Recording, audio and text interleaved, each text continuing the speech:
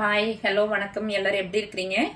வாங்க கருக்கு முறுக்குன்னு ஒரு கிரன்ச்சியான வாழைக்காய் சிப்ஸ் எப்படி செய்யறதுன்னு பார்த்துக்கலாம். நம்ம வாழை மரத்துலேருந்து வாழைத்தார் கொஞ்சம் பிஞ்சியாகவே முத்துறதுக்கு முன்னாடியே பாருங்கள், கொஞ்சம் பிஞ்சியாகவே உடஞ்சி விழுந்துருச்சு. இப்போ நம்ம அதை என்ன பண்ணலாம், பழுத்தாலும் அவ்வளோ டேஸ்ட் இருக்காதுங்க. அதனால சரி இதில் சிப்ஸ் போட்டு வச்சுக்கலான்ட்டு வாங்க ரொம்ப சிம்பிளாக எப்படி வாழைக்காய் சிப்ஸ் போடுறதுன்னு நம்ம பார்த்துக்கலாம்.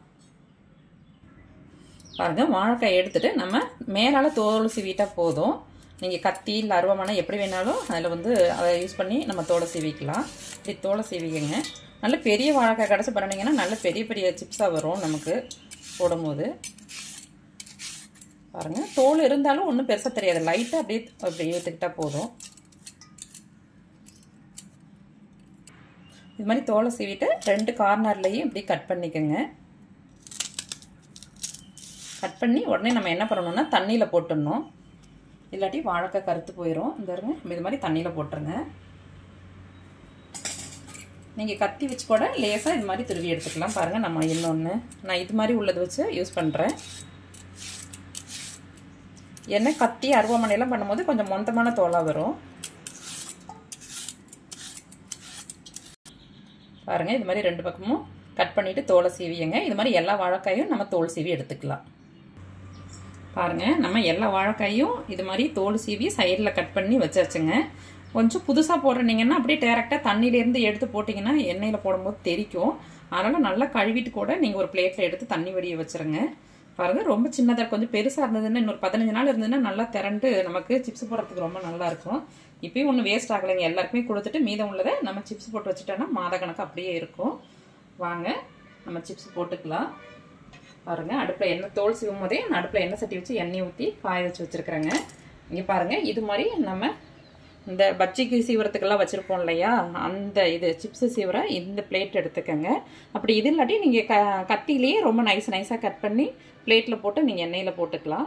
அப்போ டேரெக்டாகவே எண்ணெயில் துருவி விட போகிறேன்.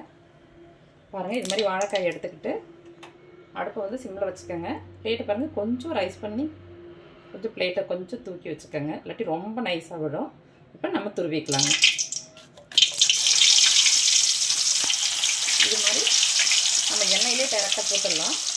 தண்ணி இல்லாமல் இருக்கணும், தண்ணி இருந்துச்சுன்னா தெரிக்குங்க. நல்லா உதறிட்டு வாழைக்காய் எடுத்துக்கோங்க. பாருங்கள், அழகாக நல்லா கொத்துட்டு பாருங்கள். இது சின்ன வாழைக்காய்ங்கிறதுனால நம்ம எண்ணெய் கொஞ்சம் கூடுதலாகவே வச்சுருக்கோம் இல்லையா, அதனால் ஒரு வாழைக்காய் அப்படியே போட்டுக்கலாம்.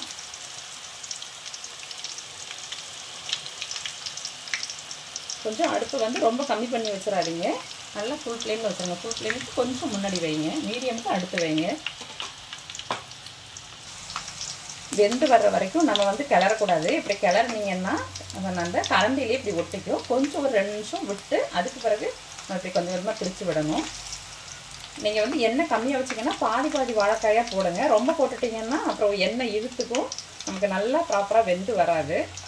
கொஞ்சம் நல்லா ஃப்ரீயாக கலக்க வெந்து வரணும். இது பாருங்கள், இப்படி பிரித்து விடுங்க.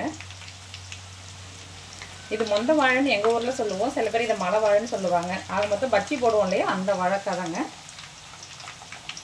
நல்லா வெந்து வரட்டும். கொஞ்சம் லைட்டாக இப்படி திருப்பி விடுங்க. கொஞ்சம் வெந்ததுக்கு பிறகு நம்ம அப்புறம் கிளறி விட்டுக்கலாம். அப்படி நல்லா இது மாதிரி முட்டை வாழைக்காய் பிஞ்சி வாழைக்காய் எப்படி கிடைச்சாலும் நிறையா நமக்கு கிடச்சிதுன்னா இது மாதிரி சிப்ஸ் போட்டு வச்சுட்டோம்னா மாதா எனக்கு அப்படியே இருக்குங்க. எல்லா சாப்பாட்டு கூட இதை சாப்பிடலாம், சும்மா சாப்பிடவுமே இது ரொம்ப நல்லா இருக்கும். பாருங்கள், இப்போ கொஞ்சம் கலர் சேஞ்ச் ஆகி வருது இல்லையா, ஆனால் நல்லா கரெக்டாக வெந்ததுக்கு பிறகு தான் எடுக்கணும். இங்கே இருங்களேன், நல்லா இப்படி நம்ம இப்படி உடையுது இல்லையா, இது மாதிரி. ஆனால் இப்படி ஃபஸ்ட் டைமாக செய்கிறீங்கனால இப்படி கையில் சுட எடுத்துடாதீங்க. அப்புறம் தண்ணியோட தயவு செய்து போட்டுறாதீங்க. நல்லா வாழைக்காய் கழுவிட்டு கொஞ்சம் நேரம் கூட வச்சுட்டு அப்புறமா நீங்கள் பிளேட்டில் இது மாதிரி துருவிட்டு அடுத்தடுத்து கொஞ்சம் கொஞ்சமாக எடுத்து எண்ணெயில் போட்டுக்கலாம். அப்புறம் எண்ணெய் சட்டி வைக்கும்போது நல்லா கனமான எண்ணெய் சட்டியாக வச்சு இது மாதிரி ஆடக்கூடாது. நம்ம கரெக்டாக நல்லா பத்திரமா பார்த்து பொரிச்சு எடுக்கணுங்க. பாருங்கள், நல்லா ரெடி ஆயிடுச்சு. இந்த பபிள்ஸ் எல்லாம் ஓரளவுக்கு நிற்க ஆரம்பிச்சிட்டு பாருங்கள். ஃபஸ்ட்டு போட்ட அளவுக்கு இப்போ இல்லை, ரொம்ப ப்ரௌன் ஆக்கிடக்கூடாது. நம்ம இப்போ எடுத்துக்கலாம். நல்லா வெந்துருச்சுன்னா அடுப்பை கூட சிம்மில் வச்சுட்டு எடுத்துக்கோங்க. கொஞ்சம் கொஞ்சமாக எடுத்துக்கலாம். நம்ம நல்லா பொரிச்சு எடுக்கணும். நல்லா பொரிச்சு எடுக்கடி கொஞ்சம் நேரம் ஆனோன்னு சாஃப்ட் ஆகிடுங்க, நமுத்து போன மாதிரி இருக்கும். அப்புறம் ரொம்பவும் கறியை விட்டுறக்கூடாது. பாருங்கள், உங்களுக்கு சவுண்டு கேட்குது இல்லையா? இந்த அளவுக்கு எடுத்துக்கிட்டால் போதும். நம்ம எண்ணெய் வடிச்சுக்கலாம்.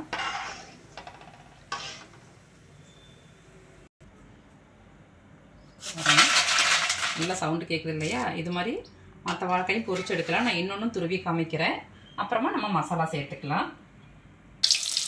இது பாருங்கள், எண்ணெய் சட்டிக்கு மேலே இது மாதிரி பிளேட்டை கொஞ்சம் நல்லா உயரமாக தூக்கியே வச்சுக்கோங்க. ஆவி அடிக்கும் எல்லாத்தையும் அப்படி வச்சுட்டு கடன்னு சீவ வேண்டியது தாங்க.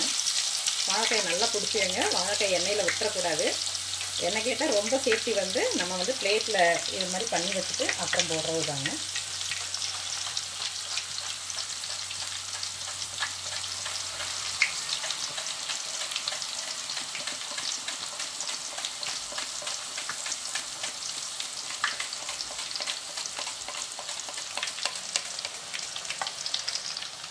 பாருங்கள், இப்போ வந்து நம்ம கலந்துடக்கூடாது. சைடில் எல்லாம் ஒட்டி இருந்துச்சுன்னா தள்ளி விட்டுருங்க. அது கண்டிப்பாக நம்ம ஃபாஸ்ட்டாக சீவிரோம் இல்லையா? அப்போ வந்து சைடில் எல்லாம் போய் விட தான் செய்யும். இன்னுமே எண்ணெய் கொஞ்சம் கூடுதலாக வச்சோன்னா நல்லா வெந்து வச்சிரும். நம்ம ரீயூஸ் பண்ணுறது இல்லையா? ஆயில் வந்து ரீயூஸ் பண்ணுறதில்ல. நான் அளவாக வச்சு நான் பண்ணிக்கிறேங்க. இப்படி சைடில் உள்ளதெல்லாம் எடுத்து விட்டு கரண்டியே மேலால் பாருங்கள், இப்படி லைட்டாக இது பண்ணுங்க. கொஞ்சம் வெந்து வரட்டும், வெயிட் பண்ணலாம். பாருங்கள், அடுத்த வாழைக்காயை நம்ம பொரிச்சு எடுத்தாச்சு. நீங்கள் கலர் மாற்றுறதுக்கு முன்னாடியே எடுத்துருங்க. ஆனால் நல்லா வெந்திருக்கணும். பாருங்கள், பபிள்ஸ் எல்லாம் நல்லா அடங்கிருச்சு.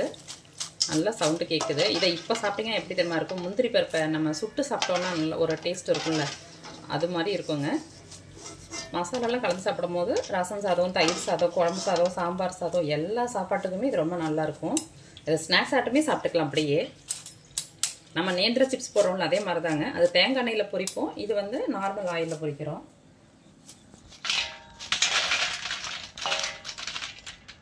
நல்லா ஸ்ப்ரெட் பண்ணி விட்டுருக்கோங்க. இதே மாதிரி மற்றதெல்லாம் பொரிச்சு எடுத்துக்கலாம். பாருங்கள், எப்படி உடையுது பாருங்கள். எவ்வளோ சவுண்டு கேட்குது. சாப்பிட்டீங்கனாலும் அப்படி தாங்க இருக்கும். ரொம்ப நல்லாயிருக்கும். நல்லா க்ரன்ச்சியாக இருக்குங்க. இது மாதிரி மற்ற வாழைக்காயை நம்ம பொரிச்சு எடுத்துகிட்டு கடைசியாக மசாலா போட்டுக்கலாம். அது வரைக்கும் எண்ணெய் இல்லாமல் கொஞ்சம் பார்த்துங்க. எண்ணெய் இல்லாமல் நம்ம எடுத்துக்கணும். பாருங்கள், மீடியம் இப்படியே ஒரு கொத்து கருவேப்பிலையும் சேர்த்து பொரிச்சு வச்சுங்க. இப்போது நீங்கள் இப்போ குழந்தைங்களுக்கு சாப்பிட்றீங்கன்னா கொஞ்சமாக உப்பு மட்டும் சேர்த்து கலக்கி விட்டுட்டு அப்படியே எடுத்து வச்சுருங்க. குழந்தைங்களுக்கு கொடுக்குறதா இருந்தால் நம்ம கொஞ்சமாக உப்பு சேர்த்துக்கலாம். ரொம்ப சேர்த்துறாதீங்க. அது கூட கொஞ்சமாக தனி மிளகாத்தூள் சேர்த்து நல்லா குலுக்கிக்கலாங்க. குழந்தைங்களுக்கு கொடுக்குறீங்கன்னா நீங்கள் வந்து தனி மிளகாத்தூள் சேர்க்க வேண்டாம், லைட்டாக சேர்த்துக்கோங்க.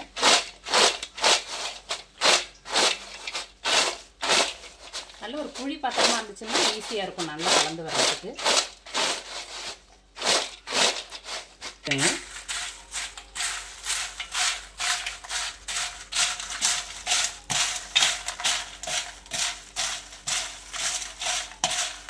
பாருங்கள், சூப்பரான நல்ல கிரன்ச்சியான கருக்கு முறுக்குன்னு வாழைக்காய் சிப்ஸுங்க.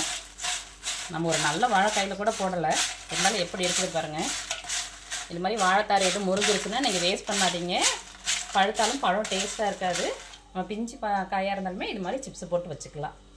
நீங்களும் இது மாதிரி செஞ்சு சாப்பிட்டு ஆரோக்கியமாக இருங்க. Okay, bye, thank you.